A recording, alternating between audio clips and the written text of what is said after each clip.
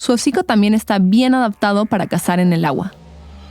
Los hocicos de los cocodrilos son muy sensibles, más que la punta de los dedos de los humanos. Aunque están fuertemente blindados, están cubiertos de miles de pequeños puntos llamados receptores térmicos de presión, que pueden percibir hasta el más mínimo cambio de presión.